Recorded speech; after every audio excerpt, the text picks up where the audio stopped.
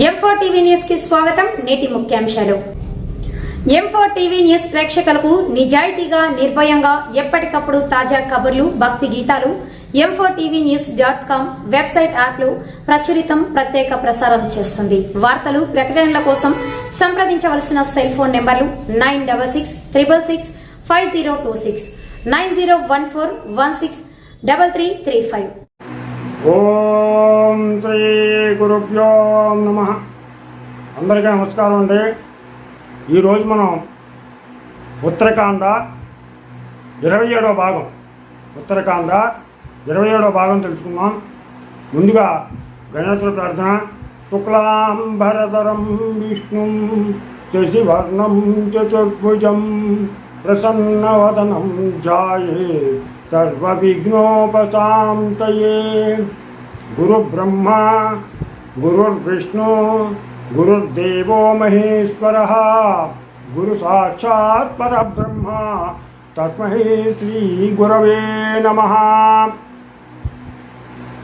శ్రీరామ రామ రామేతి రమే రామ మనోరమే సహస్రనామ తత్తుల్యం శ్రీరామ నామ వరాననే. శ్రీరామ జయ జయ రామ శ్రీరామ జయ జయ జయ రామ. హరి ఓం. ఉత్తరకాండ 27వ భాగం ఉత్తరకాండ 27వ భాగం తెలుసుకుందాం.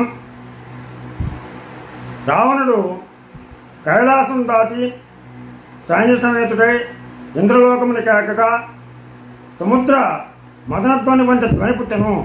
రావణుని దాటిని విని ఇంద్రుడు గడగడా వణుకుతూ తనను చూడవచ్చిన విశ్వదేవతలను, వసువులను, రుద్రులను, ఆదిత్యులను చూచి ఇట్లను, పాపబుద్ధి అయిన దశకంఠుడు మనలను గెలువ వచ్చినాడు. మీరు వేగముగా యుద్ధమునకు సిద్ధపడరు అనగా వారు వెళ్ళి రావణుని ఎదిరించుటకు తమ సైన్యములతో సిద్ధముగా ఉండరు. అట్లు దేవతానగరంపై దుర్జయుడకు రావణుడు దండెత్తి వచ్చుచే ఓడిన బలము గలవాడకు ఇంద్రుడు ధైర్యం విడిచిన వాడై దీన వదనముతో వైకుంఠమునకు వెళ్ళి ఆ శ్రీహరిని చూచి, మహాత్మా ఏమి చేయుదును? దుర్మార్గుడైన రావణుడు నేడు యుద్ధకాంక్షతో దేవతా సమూహమును గెలవవచ్చినాడు. ఆ గొప్ప శౌర్యవంతుడిక ఊరికే పోవాడు కాదు, వీర బలము చేతను మదము చేతను కన్ను గానకున్నాడు.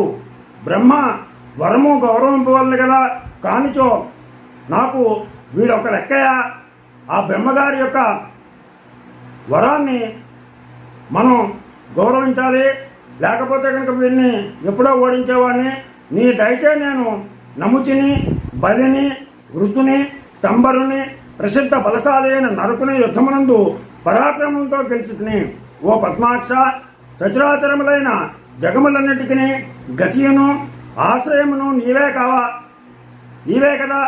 ఓ దేవదేవేశ, మరి ఇంతటికి నీకన్నా నాథులెవ్వరు? మధుసూదనుడవు, మాధవుడవు, పద్మనాభుడవు, సనాతనుడవు నీవే. ఈ జగములన్నిటినీ నీవే స్థాపించటివి. నీ వలననే కదా నేను మనుత సర్వలోకములను నీవే పుట్టించదవు. అన్నియును ప్రళయము వేళ నీలోనే ప్రవేశించును.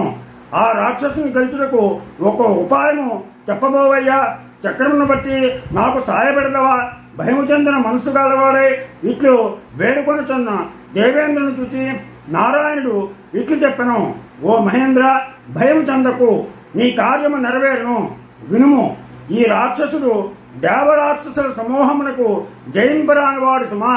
బ్రహ్మ వరప్రభావముచే ఇంకా వీరిని సంహరించడానికి ఎట్లు శక్తిమగును? నేను సహజమైన బుద్ధిశక్తితో తెలుసుకుంటుని. పుత్రునితో కలిసి ఈ రావణుడు చాలా భయంకరమైన కృత్యమును చేయగలడు. ఇది ఇంద్రుడు చెరబడుదే గౌతమ శాపము వ్యర్థపరపరాదు కదా. నన్ను భయంకరమైన యుద్ధమునకు సహాయపడటకు రమ్మని పిలిచితివి. నేనప్పుడు వానితో యుద్ధము చెయ్యను. వెడలదుకున్న మనస్సును అందు ఇష్టము కలుగటలేదు. ఎందుచేతనంటి వేని వినుము. విష్ణువు శత్రువులను యుద్ధమున సంహరింపగా మర్రడు కదా.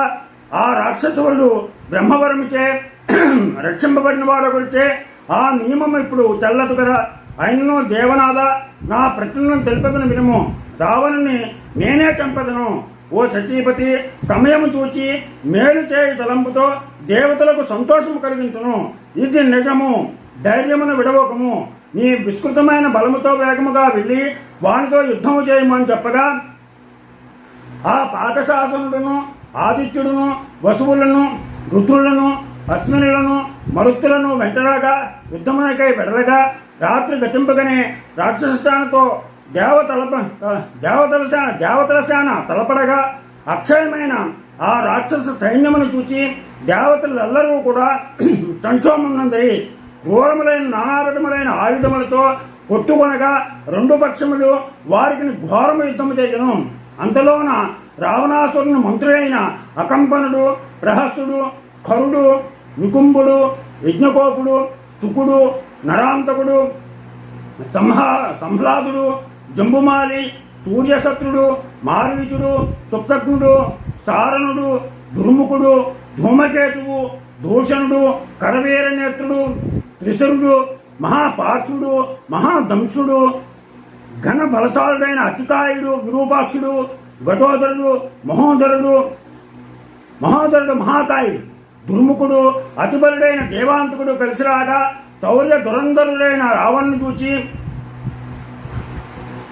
అతని తాత సుమారి వేగముగా దేవతలను భయమందునట్లు ఘోరమైన అస్త్రశస్త్రములచే గోలనేసి వాయువు మబ్బులను తోలినట్టు పారతోలను పైనబడి బాదుతున్న రాక్షసుల ధాటిక తాళలేక భయపడి సింహములు తుర్మగా హీన మృగములు పారిపోవునట్లు ఓపికలు లేనివారే పారిపోతుండగా చూచి యోధశ్రేష్ఠులైన త్వష్టయు పూషుడును ఆక్షేపించుచు విరోధుల సేనలను విక్రమంతో మార్పునగా అధిక బలశాలియు వసువులలో 8వ వాడును వీర శ్రేష్ఠుడును అయిన సావిత్రుడప్పుడు విరోధులు గొప్పోలు పడినట్లు తాకగా ఆ యుద్ధము భూత జలములు మహాభీతి నందునట్లయ్యను. వారి అయిన ఆయుధముల అంచుల దెబ్బలచే దేవతల సేనలను రావణుని సైన్యము వధింపగా దేవతలను శత్రుసేనా సమూహములను వివసులై కూలినట్లు సంహరించాయి.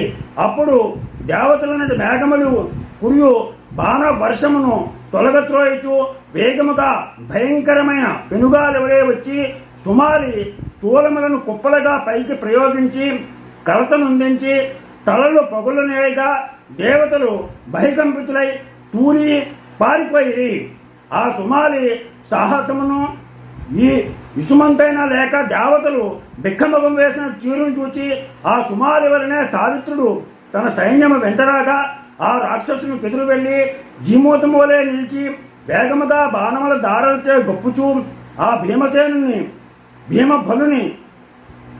భీమబలుని నిలువరింపగా అతడు ఇరువురు వీరులకు యుద్ధము భయంకరమయ్యను. వసువులలో వీరుడైన సావిత్రుడు వారి అయిన బాణ సమూహములను కురిపించి శత్రువు యొక్క రథమును 3 ముక్కలుగా చేసి పొగలేని జ్వాలలతో మండు అగ్నితో సమానుడైన కఠినమైన పెద్ద గదతో క్రోధముతో కాలదండమును శరమున వేయగా ఆ సుమాలి గదాఘాతముచే ఇది తల, ఇది మాంసము, ఇవి ఎముకలు అని గుర్తింపరాక భస్మమై వేగముగా నేలకూలెను. పక్కన రాక్షసులు ఇది చూచి రోదన ధ్వనులు అధికముగా చేయుచూ భయముతో పారిపోయి. దీంతో ఈరోజు 27వ భాగం పూర్తయింది. రేపు 28వ భాగం తెలుసుకుందాం.